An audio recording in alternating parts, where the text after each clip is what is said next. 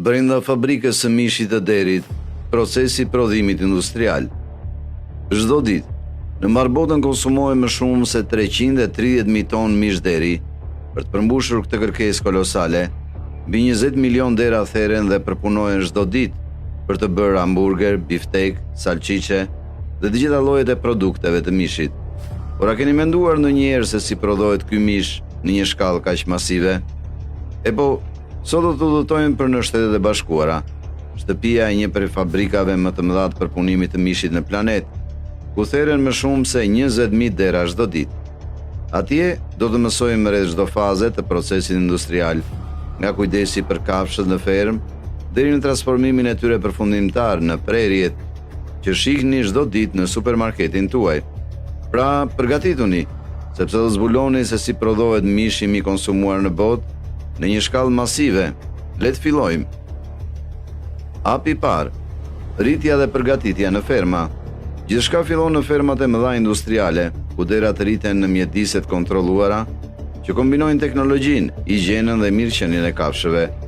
Që nga lindja deri në moshën rreth 6 muajsh, këto kafshë jetojnë në ndërtesa të mëdha të mbyllura me temperaturë të rregulluar, ushqyerje automatike dhe madje dhe muzikë ambienti për të zvogëluar stresin.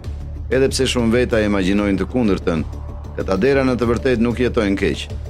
Ata gjithmonë kanë ujë të pastër në dispozicion, marrin ushqim disa herë në ditë dhe monitorohen vazhdimisht nga veterinerët dhe personeli specializuar. Gjithçka është projektuar që ata të rriten të shëndetshëm, pa sëmundje ose situata që mund të ndikojnë në cilësinë e mishit. Shumica ndjekin një dietë ekuilibruar të bazuar në misër, soj, vitamina dhe shtesa specifike. Ky plan ushqyerje jo vetëm që përshpejton rritjen e tyre, por gjithashtu përmirëson strukturën, shijen dhe përmbajtjen e yndyrës së mishit. Në 5 ose 6 muaj, kur ata të peshojnë afër 100 kilogramëve, rreth 220 pound, ata arrin atë që konsiderohet pika ideale, as shumë të rinj dhe as shumë të rëndë. Është momenti i saktë kur arrihet ekuilibri përsosur midis muskujve, yndyrës dhe butësisë. Dhe megjithëse tingëllon e ashpër, është në atë pikë kur derat janë gati për të therrur. Para se të largohen nga ferma, çdo deri nënshtrohet një shqyrtimi përfundimtar. Kafshët duhet të jenë në shëndet të plotë, pa plag, ethe ose në një shenjë sëmundjeje. Hapi i dytë, transporti dhe mbërritja në fabrikë. Në agim, ndërsa dita mezi fillon, kamionët frigoriferik fillojnë të rreshtohen para portave të uzinës. Brenda tyre udhëtojnë qindra dera të gjallë që vijnë nga ferma të ndryshme të certifikuara, që kanë kaluar të gjitha kontrollet sanitare. Një uzinë si kjo mund të pranojë midis 15.000 dhe 20.000 kafshëve në ditë, të ndara në turne të organizuara në mënyrë të përsosur për të ruajtur një rrjedhë të vazhdueshme pa i mbushur linjat e punës. Procesi i shkarkimit kryhet me kujdes. Kafshët zbresin në rampa të gjera me dysheme jo rrëshqitëse dhe barira anësore që i drejtojnë ato pa problem. Nuk ka britma, shtytje ose lëvizje të papritura. Gjithçka është projektuar për të ruajtur qetësinë, sepse çdo shqetësim emocional te kafshët ndikon drejt për drejt në cilësinë e mishit. Një der i stresuar mund të zhvillojë mish PSE, do me thënë mish të zbehtë, të butë dhe me ekskudacion, i cili është thjesht i papërdorshëm. Pasi hyjnë brenda, derat çohen në një zonë pushimi ku qëndrojnë për 2 deri në 4 orë, me hije, ventilim të vazhdueshëm dhe qasje të lirë në ujë të pastër. Kjo kohë lejon atyre të rikuperohen nga udhëtimi dhe stabilizojnë nivelet e tyre fiziologjike para se të vazhdojnë. Gjatë kësaj periudhe, një ekip veterinerësh kryen një inspektim vizual të secilës kafshë. Verifikohet që ato ecin saktë dhe nuk paraqesin plagë të dukshme ose sjellje anormale. Nëse ndonjë tregon shenja të etheve, lodhjes ekstreme ose sëmundjes, ato ndahen menjëherë. Edhe pse duket si një hap i thjeshtë, është një nga fazat më të rëndësishme të gjithë procesit. Këtu përcaktohet nëse mishi që do të arrijë te konsumatori do të jetë i sigurt, higjenik dhe me cilësi të mirë. Me kafshët tashmë brenda fabrikës, të pushuara, kontrolluara dhe gati, vjen hapi më delikat nga të gjithë, therrja. Hapi i tretë, trullosja dhe gjakderdhja.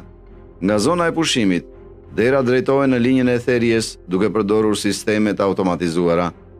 Gjithçka është projektuar për të shmangur kontaktin e drejt për drejt me njerëzit dhe për të minimizuar stresin. Metoda më e zakonshme në fabrikat moderne është trullosja elektrike, e cila aplikon një goditje të shkurtër në kokë dhe shkakton një humbje të menjëhershme të vetdijes. Vetëm atëherë procesi vazhdon pa dhimbje ose vuajtje për kafshën. Menjëherë pas saj, trupi pezullohet nga një këmbë pasme dhe bëhet një prerje në arterien karotide. Trupi mbetet i varur për 2 deri në 3 minuta, kohë mjaftueshme që gjaku të rrjedhë plotësisht dhe të mblidhet në rezervuar çeliku inoksi. Një der i rritur mund të lëshojë midis 4 dhe 5 litra gjak. Heqja e tij në mënyrë korrekte është thelbësore për të shmangur kontaminimin dhe për të ruajtur mirë mishin. Besojeni ose jo, ky gjak nuk shkon dëm. Ai ripërdoret në plehra, ushqim për kafshët shtëpiake dhe në produkte të tjera industriale. Në fabrika në shkallë të gjerë, ky proces mund të përsëritet deri në 600 herë në orë, në mbikëqyrjen e vazhdueshme të teknikëve dhe veterinerëve. Kjo do të thotë që në një ditë të pune të vetme, më shumë se 10.000 dera mund të theren vetëm në një fabrik, një shifër sa tronditse, aq edhe reale, dhe që e bën të qartë ritmin brutal të kësaj industrie. Pasi mbaron gjakderdhja, trupi pajet vazhdon udhëtimin e tij i varur nga linja ajrore dhe përgatitet të kalojë në hapin tjetër, pastrimin e jashtëm dhe heqjen e qimeve. Hapi 4. Djegja dhe heqja e qimeve. Pas gjakderdhjes, trupi derit, ende i pezulluar, transferohet automatikisht në stacionin tjetër, djegjen. Atje, ai hyn në një rezervuar çeliku të mbushur me ujë të nxehtë, me temperaturë afërsisht 65 gradë. Kjo banjë zgjat rreth 5 minuta dhe ka një qëllim shumë të qartë. Të zbusë lëkurën dhe të liroj qimet në mënyrë që ato të mund të hiqen lehtësisht në hapin tjetër. Pasi digjet, trupi kalon në një makinë rrotulluese për heqjen e qimeve të pajisur me rul gome, lopata rrotulluese dhe fursha industriale. Të gjitha qimet, nga koka deri te thundrat, hiqen mekanikisht dhe me kujdes, pa dëmtuar lëkurën. Nëse mbetet ndonjë mbetje e imët ose e vështirë për t'u hequr, zbatohet një hap shtesë, djegja, ku një flak e kontrolluar kalon mbi trup për disa sekonda, duke eliminuar çdo gjurmë qimesh. Por pjesa më delikate ende nuk ka ardhur. Është koha për të hapur trupin dhe për të punuar nga brenda. Hapi 5. Nxjerrja e zorëve dhe inspektimi sanitar. Me trupin tani të pastër nga jashtë, është koha të hapim atë nga brenda. Për të filluar, bën një prerje gjatësore precize për të nxjerrë të gjitha organet e brendshme, zorët, stomakun, mushkrit, zemrën dhe mëlçin, ndër të tjera. Operatorët, të pajisur me mjete pneumatike dhe tavolina rrotulluese, punojnë shpejt dhe me saktësi. Brenda një dite të vetme, secili mund të përpunojë deri në 300 dera, duke ruajtur një ritëm konstant pa humbur kontrollin e cilësisë. Pasi dalin nga trupi, organet ndahen automatikisht. Disa, si mëlçia dhe zemra, janë destinuara për konsum njerëzor.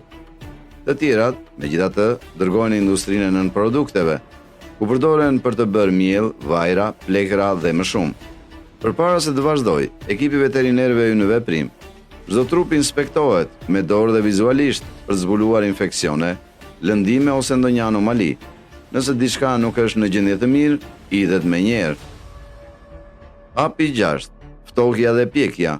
Pasi zbrazet dhe inspektohet, kufoma vendoset me shina në një dhomë të madhe të ftokët magazinimi. Atje mbetet e varur për 16 deri 24 orë në një temperaturë konstante prej 0 deri në 4 gradë Celsius. Gjatë kësaj kohe, mishi humbet gradualisht nxehtësinë e tij të brendshme, piqet natyrshëm, bëhet më i fortë dhe zvoglon nivelin e lagështisë përfaqësore. E gjithë kjo lehtëson prerjen pasuese dhe përmirëson strukturën përfundimtare të produktit. Sistemi është plotësisht e automatizuar. Sensorët termik, ventilimi vazhdueshëm dhe kontrollet e lagështisë sigurojnë që zinxhiri i ftohtë të mos prishet në asnjë moment. Nëse diçka dështon, linja ndalet menjëherë, nuk ka hapësirë për gabim. Edhe një ndryshim minimal i temperaturës mund ta prish mishin ose, më keq akoma, të shkaktojë kontaminim me pasoja serioze për konsumatorin. Kur karkasa del nga dhoma, ajo është e ftohtë, e fortë dhe kompakte, gati për t'u transformuar në biftek, brinj, salcice dhe shumë më tepër. Hapi 7. Prerja, paketimi dhe shpërndarja. Tashmë i ftohur dhe i pjekur, karkasa hyn në fazën e fundit, prerjen. Së pari, karkasa ndahet në 2 gjysma asimetrike. Pastaj, operatorët e pajisur me thika të mëdha dhe mjete prerëse pneumatike fillojnë të ndajnë prerjet kryesore, proshutat, hijet, brinjet, barkun, shpatullat dhe filetot. Çdo stacion pune ka një funksion specifik dhe ritmi është konstant. Në një linjë të vetme, deri në 600 karkasa mund të përpunojnë në orë. Pasi të ndahen, trelet kalojnë nëpër një sistem të automatizuar ku ato peshohen, klasifikohen dhe organizohen sipas llojit të mishit, nivelit të yndyrës dhe destinacionit komercial. Disa copa janë destinuara për konsum të freskët, të tjera shkojnë në fabrikat e salçiçeve dhe shumë ngrihen për eksport në vende ndryshme të botës. Asgjë nuk shkon dëm, kockat, dhjami dhe prerjet përdoren për prodhimin e lëngjeve të mishit, vajrave, ushqimit për kafshët dhe nën produkteve të tjera industriale. Pastaj vjen paketimi. Çdo prerje vendoset në paketim vakumi ose tabaka me atmosferë të kontrolluar, të vulosur në milimetër dhe të etiketuara me të gjitha të dhënat, llojin e produktit, peshën, datën e skadimit dhe kodin e gjurmëshmërisë. Kjo lejon që çdo tabaka të gjurmohet nga ferma në supermarket. Pasi paketohet, produkti përfundimtar ruhet në dhoma të ftofta magazinimi dhe ngarkohet në kamion frigoriferik, gati për shpërndarje. Vetëm në Shtetet e Bashkuara konsumohen më shumë se 11.000 ton mish deri në ditë, dhe fabrika si kjo mund të dërgojnë më shumë se 100 ton në një ditë të vetme. Një shifër vërtet mbreslënse. Dhe ja ku e keni.